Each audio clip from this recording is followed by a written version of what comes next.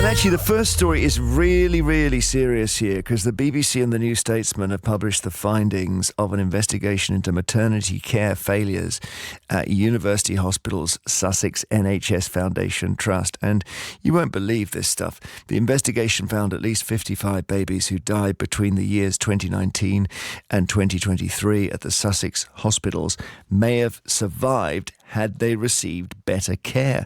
9 stillbirths between 2021 and 2022 were also found to have missed opportunities for medical intervention. One of the most striking findings from the investigation is the number of payouts the trust had to give to patients for maternity errors. And this is quite a good sign of what's up. Between 2021 and 25, the trust paid out £103.8 million in clinical negligence payments due to errors made in their maternity unit, which is staggering. For context, Nottingham University Hospital Trust, which is currently at the centre of a different inquiry, the largest maternity inquiry in the history of the NHS, paid out half the amount that Sussex hospitals did in the same period. This report is the latest, revealing serious failings in the care of mothers and babies at hospitals in England. Last year, the government announced investigations into 14 NHS Trust maternity units across England. And Baroness Amos, who's leading that investigation, said that what she's seen so far has been much worse than anticipated, and too many women have received unacceptable care, leading to tragic consequences. So as yet another hospital is found to be systematically failing mothers and babies, if you or your partner are pregnant, are you worried about what might happen? Text us 88291 or email vine@bbc.co.uk. WhatsApp us on 08000 288 291, or you can send a message via Alexa. We'll talk very shortly to Beth Cooper, whose son died in 2022 at one of the hospitals in Sussex. But first, Michael Buchanan, social affairs correspondent. There's almost a dragnet inquiry here going into all these different hospitals, isn't there? We're finding out really disturbing things. Yeah, so there's a national inquiry was announced by West Streeting in June. It's been chaired, as you said, by Baroness Amos, and this is aiming to look at England as a whole to try and understand what's been going on, because Mr. Streeting has described maternity care in England as a thing that keeps him up at night because of the various problems across the trusts. Now, we know there have been investigations at Morecambe Bay in Shrewsbury and Telford and East Kent. You mentioned the one that's ongoing in Nottingham as well. There's going to be one in Leeds, and now there's going to be a smaller one as well, or at least it was initially meant to be a smaller one in Sussex as well. And what these investigations typically throw up are relatively similar themes. A lot of it's to do with culture. That was certainly the case in Sussex, where there was this normal birth culture. This is promotion of vaginal deliveries without medical intervention, which is obviously appropriate in many circumstances, but it's the pushing of that creed when it's not safe to do so. That was going on. The Trust was warned about it. There tends to be cultural issues between midwives and doctors. Again, that appeared to be an issue in Sussex as well. There was issues as interpreting CTG monitoring, which is baby's heart rate. Sometimes they weren't monitoring them correctly.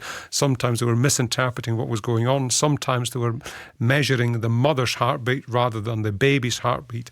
And all these kind of issues come together and end up in a situation when lots and lots of families are wondering, what on earth happened here? And it's not one where you can just say, individual errors. There's something in the culture here.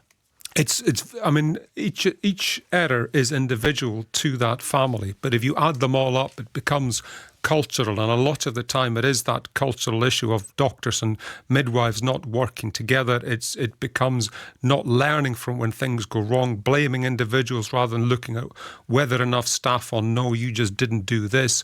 And then it's reputation management as well. So repeatedly, a lot of families are told, it's very rare what happened. We've never had anything like this happen before. It is rare for a baby to die in these circumstances, but it's not something that's never happened before. And what families want in circumstances when their baby dies in these circumstances is they want an explanation, they want honesty, and they want to understand what happened. Because a lot of the mothers in particular, obviously the fathers are involved as well, but the mothers in particular that you speak to, they repeatedly feel that it's their fault, that there's something wrong with their body, and that's how they're left to feel. And it's only if they get openness and honesty from the hospital in the first place, that they can begin to understand what happened. Thank you very much, indeed. Michael Buchanan, our social affairs correspondent. Beth Cooper's son, Felix, died on Christmas Day 2022 at the Princess Royal Hospital in Haywards Heath. Hello, Beth. Hi, thank you for having me. Not at all. And you're such an interesting, well, not a case study, but your story is fascinating because you worked as a neonatal nursery nurse. So you had 7 years absolutely steeped in this culture. And tell me what happened. Yeah, so like you said, I've got a lot of experience in the department, and Felix passed away in the same hospital that I worked at. But to go back to the beginning, Felix is our first child, and we were just so excited to start our family in 2022. The whole beginning of the pregnancy was really unproblematic and textbook is probably the best way to say it. But the week leading up to Christmas Day, I repeatedly raised concerns, and this was over 4 consecutive days. So I went in each day. I was reporting reduced movements from Felix. He was only moving once or twice a day, whereas previously he was very, very busy baby.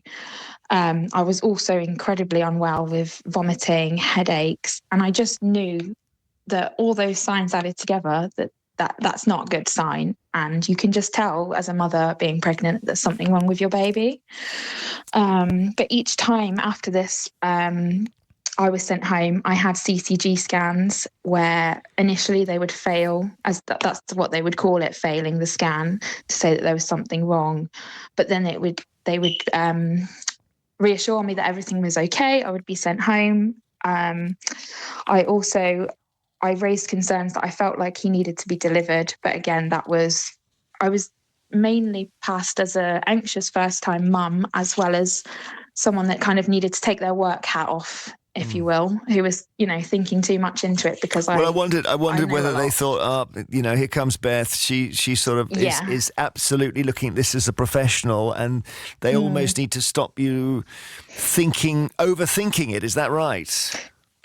That's how I felt it was. I mean, I was told a couple of times to take my hat off and think as a mother, but at the same time, I was thinking as a mother as well, because mothers know we know our bodies and we know our babies more than a protocol or a piece of paper.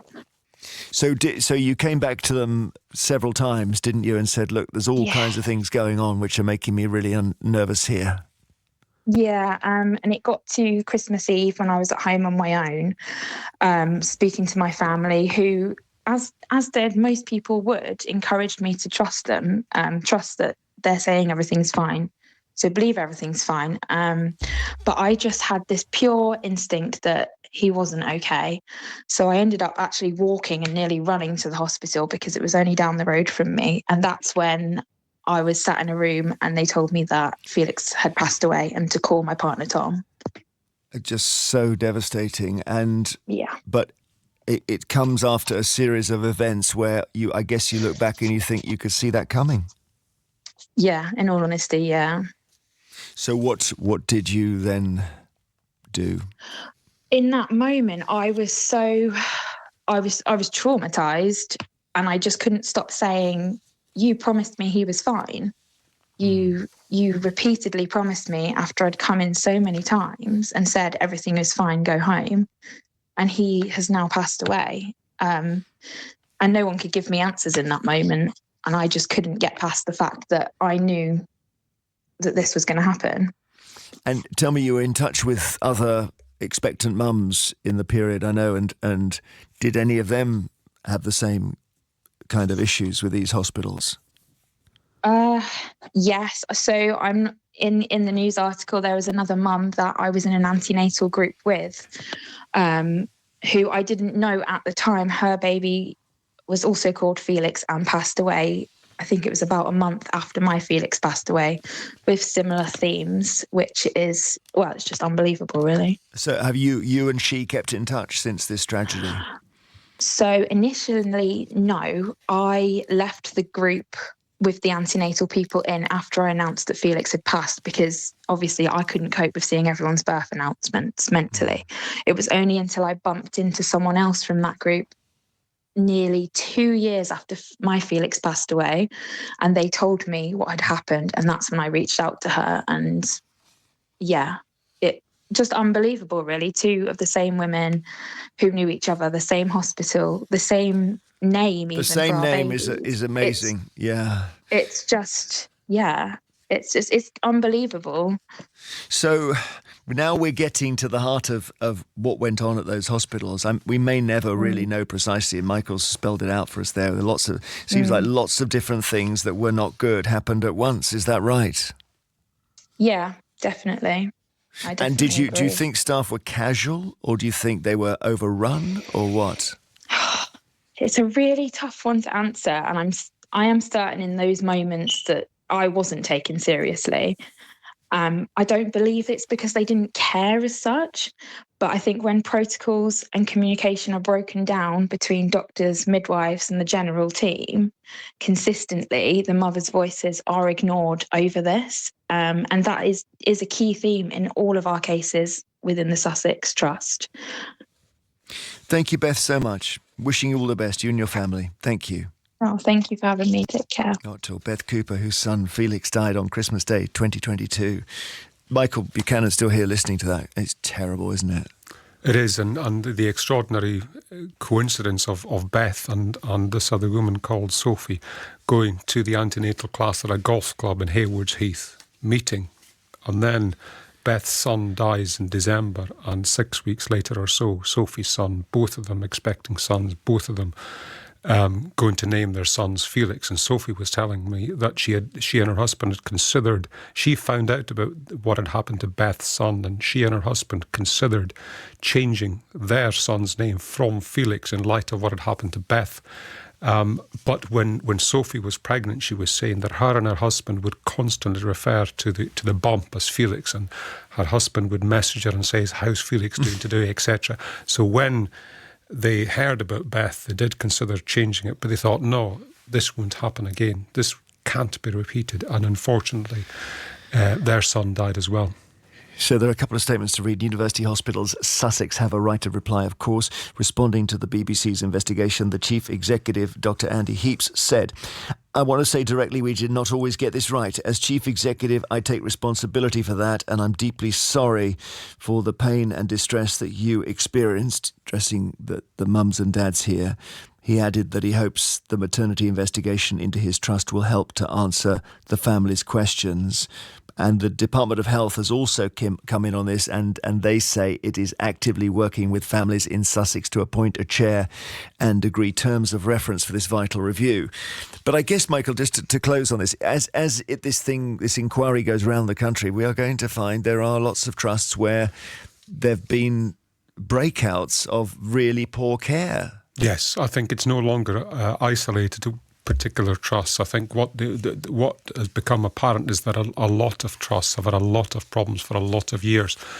And a lot of them haven't owned up to them, and what the inquiry is now hoping to do, and it's a controversial inquiry that Baroness Amos is leading, because some families don't think it'll get to where it needs to get to, but Mr. Streeting, West Streeting's hope is that it'll provide a blueprint for the way forward, and so that care can improve, so that these families aren't repeated, coming on your airwaves, appearing in newspaper articles in the years to come, that care really is improved. Thank you so much, Michael Buchanan, Social Affairs Correspondent, BBC Radio 2.